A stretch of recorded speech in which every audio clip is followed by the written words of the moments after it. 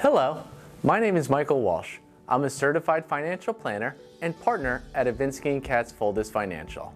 I'm also the treasurer of the Coral Gables Community Foundation, and today I'm here to discuss with you how to leverage your philanthropic gifts.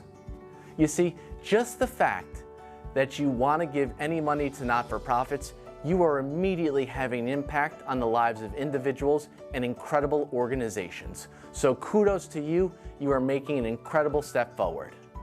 What we encourage you to do though, is to think about potentially utilizing different strategies to make sure your gift is as tax efficient as possible. You see, I want to tell you the story of a dear friend of mine named Gary. Gary grew up in our city beautiful and attended Coral Gables Senior High School, which is actually just down the road from us here, in the 70s. He went on to have a very successful career, and he's in a point now in his life where him and his family want to give back to causes that are near and dear to them. You see, Gary heard about the scholarship program that we started several years ago for the graduating students at Coral Gables Senior High, and he wanted to get involved. He reached out to us, we had numerous discussions, and Gary decided he wanted to do a $20,000 gift into the scholarship fund. Fast forward a couple of weeks, he's ready to make his gift, and he called me up and said, "Mike, can you take my credit card so I can complete the transfer?" I told him, "Gary, absolutely. Whether you pay by credit card, debit card, a check, or a wire transfer, all of those different means can be utilized. You'll satisfy your gift of $20,000 that you wanted to earmark for scholarships, and you'll also get the income tax deduction to go along with it." I told Gary, though, that we have several donors that utilize advanced gifting strategies, and he might want to consider that. Gary was intrigued. He asked me to go a little more into detail. So I gave him this example. I said, "Gary, let's assume 20 years ago I bought a stock for $10,000. Markets have been doing very well, and that particular stock is now worth $20,000. If I try to sell it, I'm going to have to pay capital gains on the difference from what it's worth today versus what I bought it for all those years ago.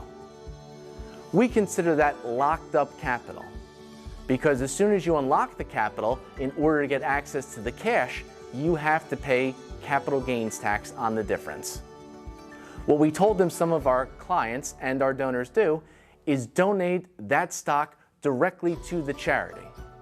The benefit there is you're still providing a philanthropic gift of $20,000. You're getting an income tax deduction for making that gift, and you're avoiding the capital gains on the difference between what the stock is worth now versus what you paid for it years ago. Because our organization and every other charity that's out there is a 501c3, once we receive the stock, we turn around and sell it and never have to pay capital gains on it because we're an exempt organization. We told Gary, although this is one of many gifting strategies, he needs to speak with his financial professionals to make sure that that makes sense for his unique situation. Gary came back a couple of weeks later, said that he had spoken with the Brain Trust, and they all agreed that that was the best path forward.